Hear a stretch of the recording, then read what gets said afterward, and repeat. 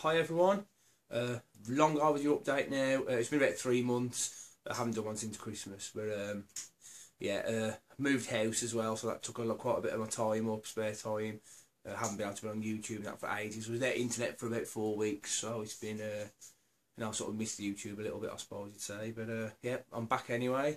Hopefully doing a few more sort of videos now. Got a bit of a better internet and things like that, so hopefully that'll all be good. Do a few more videos and get back in the swing of it again. Right, rambling on a bit now. Crack on with the update. Not a big update for me. Like I say, I've moved house and that, and obviously haven't been buying as much as I usually buy. But yeah, still got a few things to show anyway. Just the four Blu-rays, about 20 odd DVDs I think, but we'll start with the Blu-rays. I know what he did. I still know what he did last summer. Sorry, that's a sequel. Quite enjoyed the first one. I haven't seen this one, or if I have, I don't remember anything about it. But really cheap pickup. Thought Blu-ray, a couple of pounds, so why not? That's that. I still know what he did last summer. I picked up Insidious 3. Not a huge fan of the Insidious films, as most people know. I thought I'd give this one a try though, and no, it may want me to revisit the original Insidiouses. As I didn't think the films were bad, but I just didn't think it was as good as people making out. But we'll check this one out anyway, and then I might make a return to the original Insidious and see if my my thoughts change about that. But there you go, Insidious Chapter 3. TV series now, which I actually got quite into quite late, to be honest. I've never seen this one of it. This is the first season. American Horror Story. Not sure if that's the Murder House one. I'm not sure which one it was called. I'm not sure, but yeah. Started off with season 4, Freak Show, which I thought was brilliant. I love that one. Didn't see any of Hotel season 5, and I've seen about half of Roanoke, which I like the first half of the first half of the season, but didn't really think much of the second half.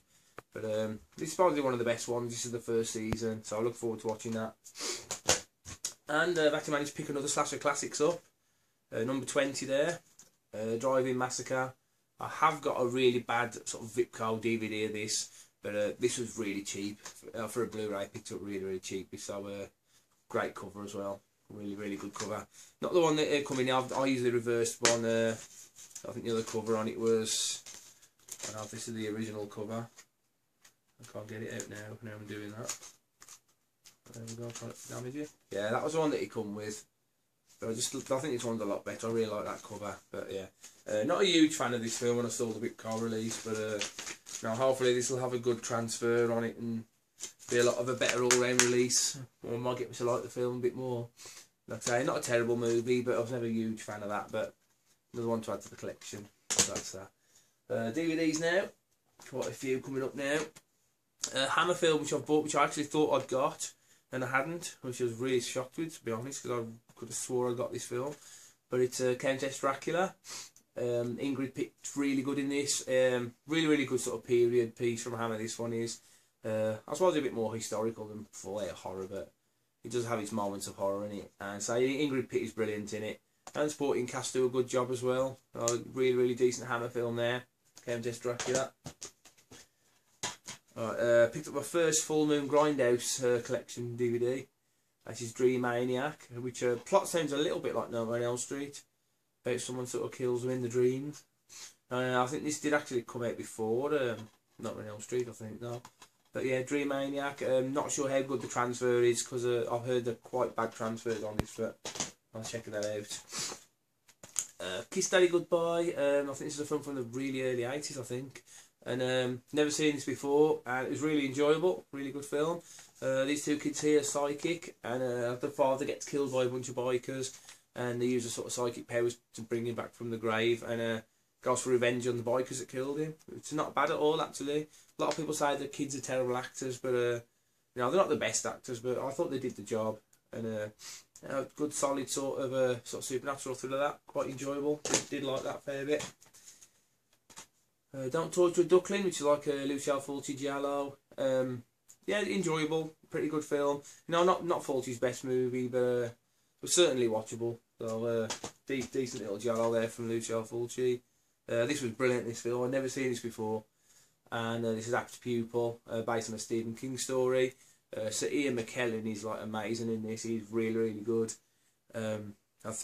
Basic plot is he's like a Nazi war criminal, and this kid here finds out and starts blackmailing. He wants to know all about what he did in the war and that. It's sort of a, you know, so he could like sort of not tell the sort of authorities about him and that. And basically he's like sort of, the tides turn halfway through the film and he starts to blackmail him, and they end up playing like a cat and mouse game against each other. And it's a really, really good sort of story. I really liked it, and you know, fantastic performances as well. Well worth picking up that app Pupil. An old video nasty there, that's Night of the Bloody Apes. A pretty hilariously bad movie, but actually very, very enjoyable to watch as well. Yeah, I think it's I don't know if it's from the Philippines or something, this or something like that, this film, but really, really sort of cheesy, over the top sort of movie. This one is fairly heavily cut.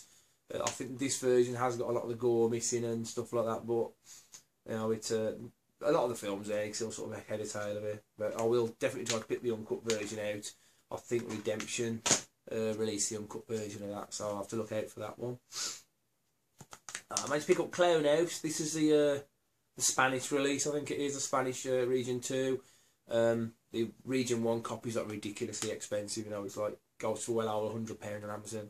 So this was the next best thing. My wife bought me this as well, and I've been after this film for ages. I'm a big fan of this movie. You know, really bad stuff happened behind the scenes. A lot of people probably know about this film, and the director did go to jail for it. And you know, it does sort of taint the movie a little bit, but it is a very good suspenseful movie. So you know, I thought I'd just pick that up. I did have it on VHS, and I used to love the movie then. So, but yeah, enough about that. The better now. Untraceable. This is a charity shop pickup that I paid about £1 for it, so I'm not really lost anything. But it's like a serial killer film. I've not watched it yet. It sounds decent though. Sounds okay. A bit of a cult classic now. I suppose more of a comedy musical than an out horror, but it does have its horror elements. And that's the Rocky Horror Picture Show, which I had seen years ago, but I must have seen it like when I was 14 or 15 or something. Don't think I could fully appreciate it at that age, but you know, I've rewatched it again. It was really enjoyable. Great songs as well. Tim Curry probably puts the performance of his life in it. Really good sort of over the top performance. Richard O'Brien really good in it as well. You know, Meatloaf's got a bit of a cameo in it as well. It's, you know, really entertaining film. So I'm glad I picked it up now. Appreciate it now a lot more than I did like sort of 30 years ago. So slash film I picked up now, another cheap pickup. Jacob. This one was pretty good actually. A bit of a slow burn at the beginning. Took a bit to get into, but it has got like a family drama almost, I suppose, with sort of last 20 minutes of like sort of, you know, like real bad blood. Well, not bad blood, but pretty strong blood and gore at the end. So sort of last 20 minutes or so. But yeah, good film. That was decent. It was a good acting as well from the main guy in it, the Jacob guy. So you know, decent little sort of like slasher film there. Silent Witch Hunters. I haven't watched this yet. Looks a bit like that Orson Welles film, The Witching, a little bit, which is probably not a good thing.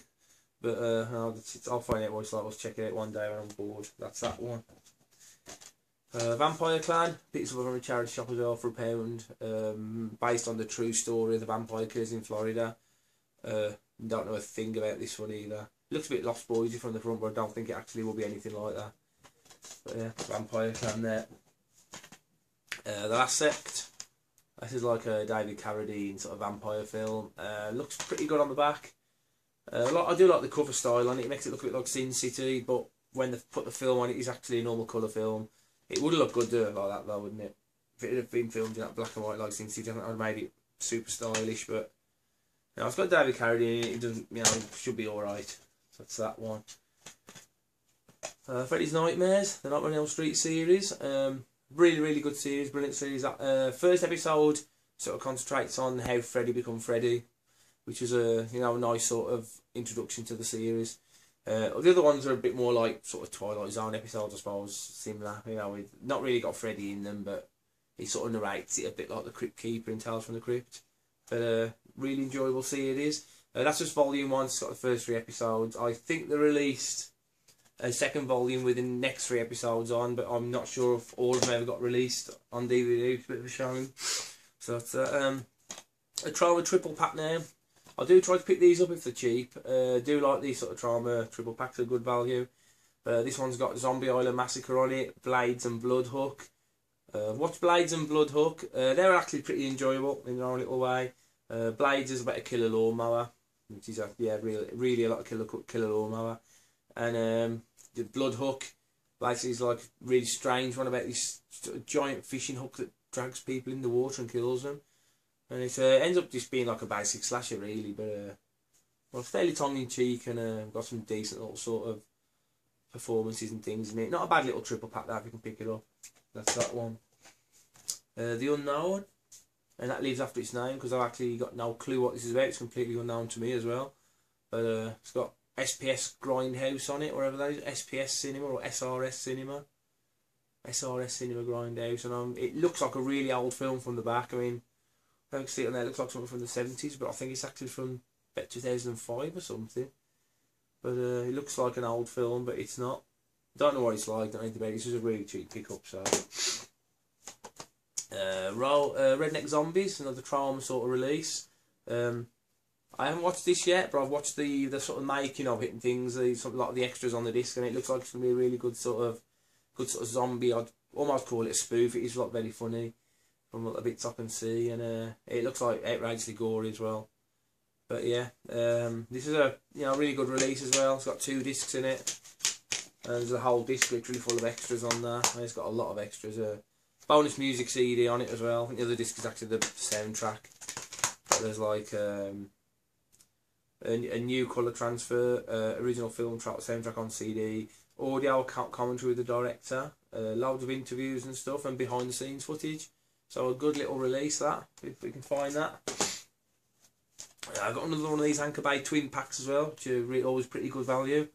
And I got the Pit and Hellgate on that one. And I have already got Hellgate standalone, but I just did buy this for the Pit because I really wanted to see the Pit. And watched the Pit, it was decent, and it wasn't brilliant, but usual sort of 80s sort of creature feature. Decent film. It was enjoyable. Unfortunately, this one wasn't, and that's Mustang Sally's House of Horror. And this one, he'd actually find this one, but that almost bored me to tears, to be honest. There's very little gore in it, and I saw a bit of this on the Horror Channel. Caught the last 20 minutes or something. I thought, that looks good, I'll buy that. And the final 20 minutes was about the only bit that was watchable. So really cheap. I mean, I picked up literally a penny off Amazon, but I'm so glad I didn't pay more for it because it was pretty bad. I couldn't get into that at all. Vincent Price Classic, The Tingler. I've seen it about 3 or 4 times. I've not watched this release yet, but 40th anniversary version this.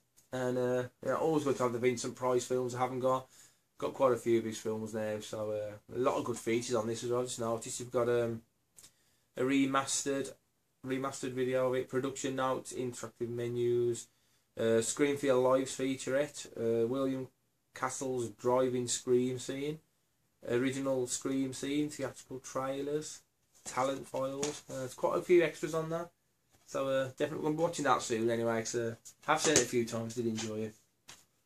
Vinian, Lost Souls, don't know a thing about this one. Looks pretty atmospheric though, and I'm not sure if it's actually an all-out horror. I think it's a lot more of a drama sort of thing, but check that out. Did like the cover on that. 100 million BC, which I actually picked up locally in the local charity shop. Really cheap, and this is supposed to be horrendously bad. The dinosaur on that is nothing like the one in the actual film. I've not watched this yet, but I've seen some bits of it on YouTube, and the dinosaurs look like things done 30 years ago on a computer. They're really bad. The CGI looks terrible on it. But I do like the bad movies. It just depends how bad this one is. That's 100 million BC. I picked this one up because I did have a sort of a bit of a liking to this when I was in my late teens. And Evil Toons, Fred and Ray film. So it's not going to be like sort of a classic or anything. But I always found this one one of my favourite of the Fred and Ray movies. Yeah, it's got quite a lot of sort of like jokes in it and quite a bit of nudity and things like that. But from what I can remember. But I've not watched this release yet. But this is another one's got quite a lot of features in it. 20th anniversary edition as well. So it says on the back, Roger Rabbit meets the Evil Dead. Remember the actual animation being fairly bad in it, but it's got a good cast as well. David Carradine, Dick Miller. A lot of the Scream Queens of the year in it. Monique Gabrielle, Michelle Bauer. I had another couple of sort of well-known ones in it as well. But Stacey Nicks, I think was another one who was in it.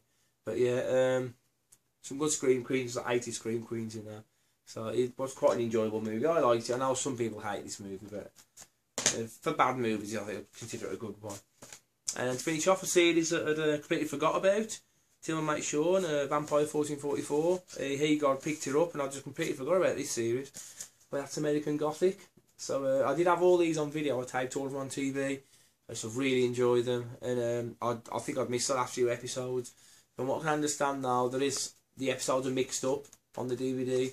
So I'm going to have to do a bit of research and find out what order to watch them in. Because I know that the episodes are wrong, but it's still a good series, so that's that.